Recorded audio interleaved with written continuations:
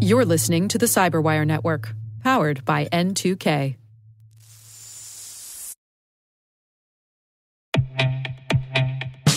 Around every entry point and every clever attacker, Vectra sees the attacks others can't. How? Vectra has AI on it. Vectra's AI attack signal intelligence tells security teams where to focus, what matters. It wades through thousands of individual threat events so you don't have to. Attackers infiltrating your network? Vectra has AI on it. Attackers compromising your identities? Vectra has AI on it. Vectra AI, the integrated signal powering your XDR. Visit vectra.ai/showme to learn more. That's vectra.ai/showme to learn more.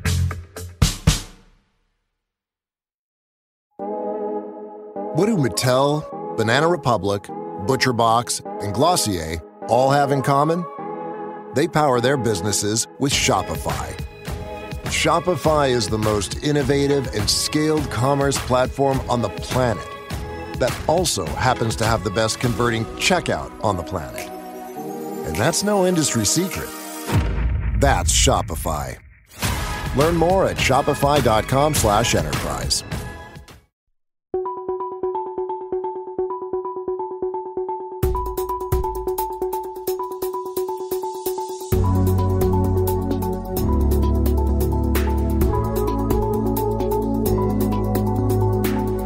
Hello, everyone, and thanks for joining us here today for this N2K Cyberwire Special Edition.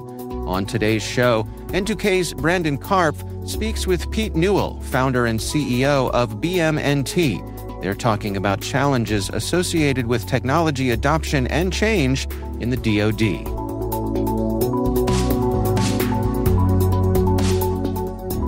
I am here today with Pete Newell, the CEO and founder of BMNT. And Pete, today you and I are going to be talking about defense innovation and innovation adoption, some of the core problems that we have around technology adoption. But I'm glad, really pleased to have you join us today. Thanks for coming on the podcast. No, thanks so much for the invitation. I'm looking forward to this. So if we can just start off with your net assessment at the high level, where do we stand today in terms of defense innovation, technology adoption for DoD problem sets? I think, largely I hate the word innovation. What defense needs to be able to do is accelerate its accomplishment of certain missions. So one of the things I learned on the battlefield, particularly in Iraq and Afghanistan, was it was the speed of adaptation of technology that was really a challenge. So we were significantly challenged in how long it took us to recognize that something had changed on the battlefield, new technology, new operating concept or something. And then being able to articulate that change in plain English so that somebody could go out and recruit people to help solve that problem, to build a prototype of something to get back to the battlefield so that people could touch it and say, no, that's not really the problem, or yeah, you're moving in the right direction. That cycle time, or that OODA loop, is turning faster and faster and faster and faster to the point where we take so long to articulate the problem that by the time we go find people and build a solution, the problem has already changed because the adaptation has taken place. So I'm really big on talking to people about mission acceleration is first understanding what the organization's mission is and what it is on the ground and what they need to do to increase that cycle time. Now, innovation is a process you can use to increase that cycle time. But at the heart of it is how do we accelerate accomplishment of the mission? So it's tying everything to a mission objective, whether it's a high-level mission objective or in-the-weeds mission objective? Correct. And being able to change that mission objective to keep up. Okay. Good things change. So what you just described to me, we primarily here talk about technology, and we also focus on cybersecurity, how technology relates to human systems and business and government. and national security. What you just described sounds like a very human-centric process. You described a person observing a change, a person dictating what the mission objective is, a person taking that lesson learned and bringing it back to someone who can interpret it and turn it into a technology or a capability. Can you walk us through, I mean, is that human cycle working today, or is it not totally connected in that loop that you just described? It varies dramatically from organization to organization to organization. First and foremost, innovation isn't a technology problem. We have plenty of tech. Right. We have old tech, we have new tech, we have tech we could buy. We have plenty of technology. It's a people problem. And I incorrectly, I call it a sociology problem. It's really an anthropology problem, as I was corrected by one of my analysts. Leave it to the analyst to be pedantic. I got such stinking smart people working at BMT that I'm almost afraid to walk into the room and open my mouth some days. And we encourage them to challenge us. And love that. Yeah. I had this conversation once. Said, excuse me, and Blunt knows she's got a degree in anthropology, but since you're talking about culture and laws and rules and human interaction, that's anthropology, not sociology. I'll stick to my wrong definition. It's a sociology problem because everything you just described requires a person to take action or not take action. So it's really people learning how to apply different rules or learning how to recruit networks of people to actually accelerate how battles they come together. That is the challenge of getting things done. Now, in some organizations, they recognize that, and they're starting to train their people, and they've written what we would call a doctrine for how the innovation process works within the organization. Senior leadership shows up to encourage people. They're engaged, and the organization is starting to actually coalesce around certain things faster and faster and faster. That's different than organizations where there's an entity at the side doing something, still butted against the rest of the bureaucracy of the organization. They're still trying to find a foothold, or they're still fighting for their presence in something else. A really different application. I mean, I give a shout out to the Transportation Security Administration, which you would not imagine would be at the forefront of actually doing this, but they are the first government organization to actually write a doctrine document for innovation that explains how the process works within the organization. They train it, they execute it. The TSA administrator shows up at different events around the country to actually talk and listen and do, and then it goes back and tells the staff what they need to change.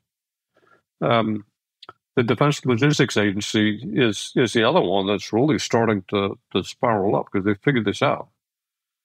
And they're starting to pull people together. They're teaching them and defining what that doctrine will be. I suspect that DLA will actually write their first doctrine document this year as well. That's an amazing change from 10 years ago. Well, what it sounds like to me that those two organizations have done, they've made that a cultural identity. They've turned it into a core competency of the organization. So as opposed to what you described as a lot of organizations having the unit that's off to the side that is doing innovation, kind of innovation theater, actually incorporating it into the core process and the core functions of an organization. That's actually, it's a great observation about TSA. That's not one that I would have made, but now thinking about it, I've seen them just in the last few years adopt new technologies and new capabilities, and the speed at which I even get through the security line at almost every airport has increased. So it does seem like they are actively making changes that we're not even aware of. Yeah, they are such an amazing test tube for the innovation problem because their footprint in the airports is severely constrained. That space that you see them in, that's what they get. And everything they do to extend their mission has to happen within that space. So it's an amazing example. I think what you see coming from what I would say the view of both organizations is they're playing the long game. They realize that they now have to breed people internally who play by a different set of rules, but understand what the rules of the rest of the organization are. And so they're training a core and they're growing them, giving them experience and moving them into positions where they can actually do the work. And at the same time, they're training on the periphery. They're training finance people and contracting people and other people who aren't core innovators, but actually touch the system so that when the innovation cells or whatever have to start building something that's fragile to get something new, they have people across the organization you can reach out to who understand the mission, understand the rules, and will help them do that. That is different from, say, the Defense Innovation Unit, Naval X, AFWorks, SpaceWorks, and all those others. They don't have a large body of people to draw on, and their services are not raising people who will eventually take those jobs. So when somebody leaves DIU, they go shopping for somebody new. And then they spend a year, 2 years getting out on the ground and trying to learn the job. And then they spend a year on the job and then they leave. So come back to the sociality problem. If you don't build a new school to teach new rules and then give people the opportunity to get experience applying those rules in different circumstances, you're not going to build a bench of people to replace these. And you're constantly going to be fishing for people to take the job. You can't scale that way. I'm interested then to pull the thread into the specifics here, and you're starting to hit on why really I and this podcast have been reaching out to folks in the defense innovation world and you and your teammates, and to understand these lessons learned. Right? We work in the cybersecurity world where we've seen. If you listen to the first episode of this podcast in 2016, you would be hard-pressed to realize that wasn't today. So what that shows is 8 years. 8 years of technology development and new tools and new capabilities, and the shift from on-prem to cloud, and now cloud to hybrid cloud and multi-cloud, and yet we're still facing the same issues. All of that new tech hasn't really fundamentally changed anything because it's just been bubblegum and duct tape on top of the same old problems. And so I'm really curious, how to implement what you're talking about, the sociological solutions to the human problems of security, whether it's national security, defense technology, what have you, cybersecurity. And you started talking about education. And so, how can organizations, whether it's DIU or Palo Alto Networks or the DoD itself or the Department of the Navy, how should they think about education and implement education? What should they be looking to accomplish there? I think at the end of the day, you're looking for people to gain experience. That's the hard one. And we can talk about hacking for defense, the course, and what that does for student teams in terms of giving them experience. And I'll quote a Stanford student from the cohort that we taught. And this is a student who got to the end of it and said, and this is, Stanford student who'd been at Stanford for 6 years. He went his bachelor's and went through his master's degree. And he said, in my time at Stanford, this is the hardest class I've ever taken. He also said, this is the only class that allowed me to use everything I ever learned at Stanford, every network I ever built, to work on a real problem with real people that gave me real experience that will lead to the job that I want to have. And there's the harped on real problem, real people, real experience. Those students leave the course with such a sense of confidence that they understand how to do discovery around a problem, and then do discovery around potential solutions, and then discover pathways by which they can deliver things, that they have a pattern that will stick with them for the rest of their lives. They're amazing in what they do after the course in terms of either building companies or going to work in the government or someplace else. Now, when we first started hacking for defense, we got a lot of support from the Joint Improvised IED Threat Organization. And one of the things that John Young, who was the J8, who looked at me and said, I'll give you problems for this Stanford course. He goes, but solving one problem a year for me is really underwhelming. I have thousands coming into the building. Because my problem is my people are supposed to solve problems, aren't solving problems anymore. They're just moving paperwork. They have too many duties. In fact, they even have zombie problems in the building. Nobody will touch. He goes, I can't even kill problems off because I don't have the time to focus on them. What he said was, I will help you with this university class if you come to my organization and teach my people to do the same thing in order to start clearing problems. And that was the genesis for the development for hacking for defense and the development of BM&T as a government-facing organization. Well, our job is to help the government organizations internally while the Common Mission Project is focused on the education platform. From a problem-solving standpoint, the government has yet to internalize a professional military or civilian education system that does that, except in a couple of small places where the organizations are involved, except in the places where those organizations are involved in hacking for defense is supporting problems as problem sponsors or by actually getting people in the classroom. That's different than, I'll give you the counter to that. In the UK, hacking for defense is taught at Sandhurst, their military academy. If you are a senior military officer, you go against the Defense War College at King's College. At King's College, you can get a degree in national security innovation. The capstone course for that degree program is hacking for defense. Those officers are now being taken from that course and being placed in higher level staffs to help them sort out how they're going to do mission acceleration and how they're going to build these innovation processes for the long run. So in the UK, higher level, all the way down to the lower level, they are starting to invest in people and trying to figure out how to connect the dots between the two. We've not figured out how to do that in the U.S. yet.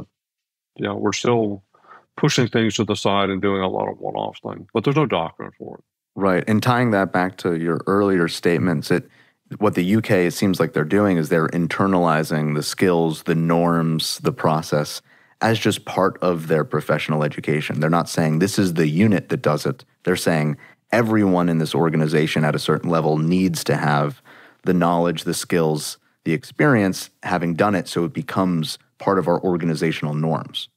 Correct. And I think, the UK, because they don't have the economy we do, they don't have the budget we do, has to focus on people because that's the place where they can make grounds. I think it's unfortunate in the United States because we have these massive budgets, it's easy to throw money at tech. Right. Yeah. And totally. Ignore the focus on the people. I'll give you an example. I read a great futures document that the Army built that talked about the future operating environment. I think at the last page, there were two paragraphs. One talked about the need to invest in people. Got to recruit the best people, got to have the right people. And then the next paragraph talked about the need to transition tech faster. The missing link between the two is you're not going to get that last one unless you teach people how to do this. I've got a work on a document that's called The Missing Link.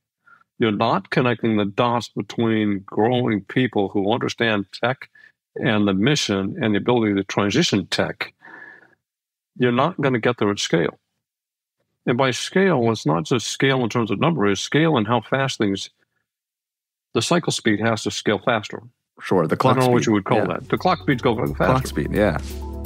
And it's not just in one organization, it's across the entire board. We'll be right back. Calling all InfoSec professionals. Are you dreading the annual scramble to create engaging content for Cybersecurity Awareness Month this October? KnowBe4 has your back with their brand new 2024 Resource Kit, featuring their own award-winning streaming quality show, The Inside Man. This comprehensive kit is a goldmine of free resources designed to both captivate and educate your users.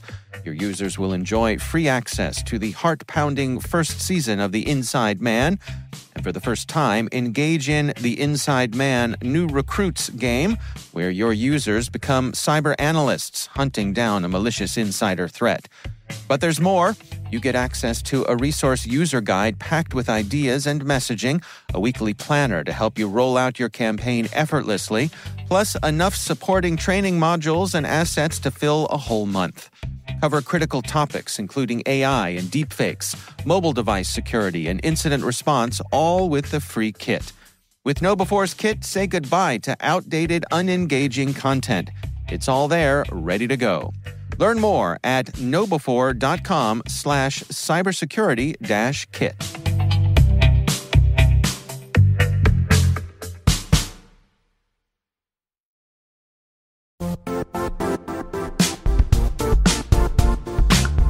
When it comes to ensuring your company has top-notch security practices, things can get complicated fast. Vanta automates compliance for SOC 2, ISO 27001, HIPAA, and more, saving you time and money. With Vanta, you can streamline security reviews by automating questionnaires and demonstrating your security posture with a customer-facing trust center. Over 7,000 global companies like Atlassian, Flow Health, and Quora use Vanta to manage risk and prove security in real time. Our listeners can claim a special offer of $1,000 off Vanta at vanta.com/cyber. That's VANTA.com/cyber for $1,000 off Vanta.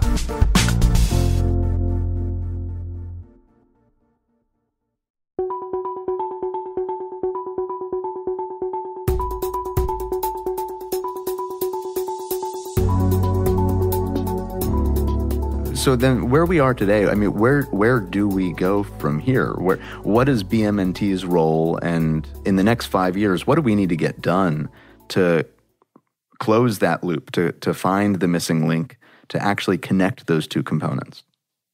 The beauty of what BM&T has done and continues to do is we are expert observers of the entire system. And because we have clients spread from one end to the other, we actually see the cause and effect of both successes and failures, and we're able to document those things that work and understand why they worked, and those things that didn't work, and we know why they failed, which allows us to rebuild models that we actually take to clients. It's okay. We understand where you are versus where you want to be. And if you adopt this model, simply because that's where you want to be, you're going to fail because you haven't done these following things. So let's work on these following things in order to get you there so that you can actually absorb this model and do it over time. And, it's a lot of, I would say, boutique tailored integration, but we're able to deploy people into those organizations to help the people who have that mission actually see themselves and see their organization in order to make something happen correctly. More broadly, because BM&T is part of a tight ecosystem of BM&T versus a common mission project versus the wider H4D system versus Steve Blank and Pete Newell. We continue to take on new topics every year where we spend time researching those topics and listening to people across the ecosystem. And then we bring them together for an event we call a Red Queen. We're running Red Queen 6 at the end of October, focused on the topics of transition and leadership, where we bring in senior leaders from across the defense and the intelligence ecosystem, and in fact, they have a large contingent from the UK coming this year, and sit them down with here's our observation, but we're also bringing in people to talk who are experiencing both the failures and the others to create some synergy amongst them. And then we'll take what we learned from that and reflect it back and say, if we want to continue to push these down, here are the things that are broken. Here are the people that are doing good work on them. Here are the people who need to be integrated into it, and try to bring that organization, try and bring this organization together to actually make progress. And it's amazing what you can learn. For instance, we'll have Doug Beck, the current DIU director, sitting in a chair next to Raj Shah, the old one. And we can do a reflection on the experiences of both.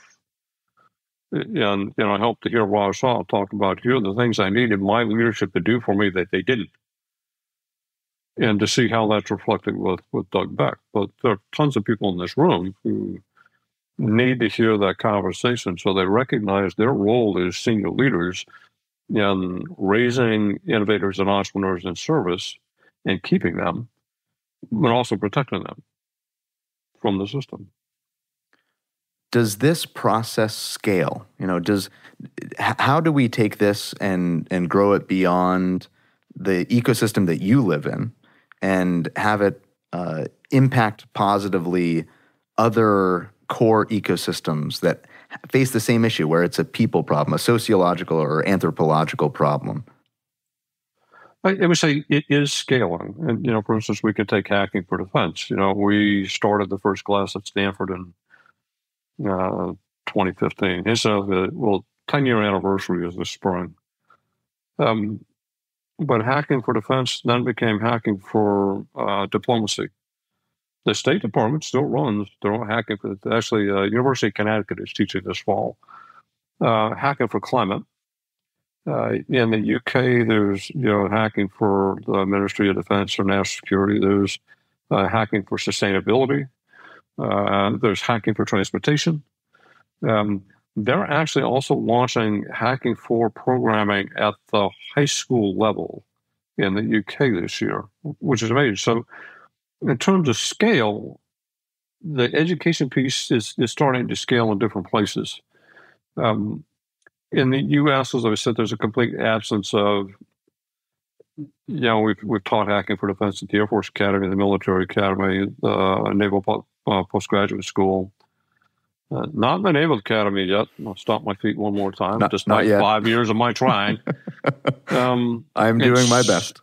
It's certainly not in the senior level, not the war colleges. This war college, the staff. So because there's no doctrine, there's no professional military education. And because there's no professional military education, there's no way to standardize what we've learned and promulgate what's different about this cycle speed and the rules that it works with versus what we've done for the last 30, 40 years. I think we've got to get to the point. I love what King's College and the Ministry of Defense has done with their master's degree program. I, for instance, as a war college graduate, went to the Joint Advanced Warfighter School, which was intended to train me as a strategist for a 4-star headquarters. I never did the job because I became a brigade commander, but at least there is a model that says we're going to take 14 or 20 students a year and put them through a 1-year course and insert them on a higher headquarters as a strategy officer. Why can we not create the same thing for all the chief innovation officers that we keep appointing, who are literally, they're appointed and thrown into OJT? Right. Totally. And by the time they finally figure out what they're doing and start to have an effect, their senior leader champion moves to a new job, and then they get hammered by the whole system again. Right, yeah. And the world spins madly on. Yeah. So I think if we really want to move forward, and I think it's not just Department of Defense, it's the government as a whole or public service as a whole, we have got to find a way to educate public service in a different system. So then, with that call to action, I'd like you to leave us with painting a picture. And the picture that I'd love you to paint for the audience is, what do we risk by not doing this? And then alternatively, what are the opportunities that when we do this, that we will see come to fruition? We risk relevance. And, I talk about risk as an entrepreneur. Somebody says, there's the risk of something fail, there's a risk of, something going bad. It's like you're missing the point. An entrepreneur's risk isn't failure, it's in not recognizing and seizing an opportunity. That's a completely different risk mindset. Can you imagine if we'd ever fired somebody for not seizing an opportunity and run with it? If you're an entrepreneur, if you miss opportunities and you've taken investment from people, you will get fired by your investors in a heartbeat. That's the fundamental change. So by not doing this, we're continuing to punish people for accepting the risk of going after things rather than encouraging them to butt up against the boundaries of what's appropriate or allowed and starting to change those things. And as they give them as they get experience, you give them more latitude. and at the same time also protecting them from all of the bureaucratic people who want to investigate them to death. So to go back to your picture thing, the picture becomes one of relevance.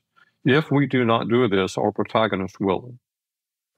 And we will find that we are running way too slow to even stay in place, which is kind of where the Red Queen thing came from. You remember the scene from Alice in Wonderland, where the Red Queen grabs her and they're running and running and running, and finally Alice falls on the ground and says, "I'm exhausted from all this running, but I'm running faster and faster, and I'm staying in one place."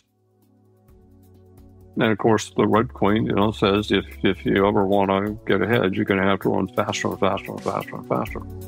That's us.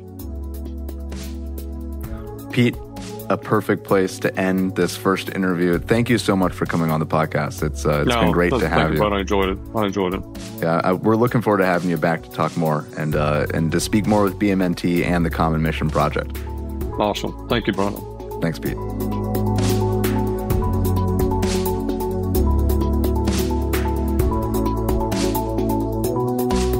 Our thanks to Pete Newell, founder and CEO of BMNT, for speaking with us. That was N2K's Brandon Karpf on the mic. Thanks for joining us. We'll see you again next time.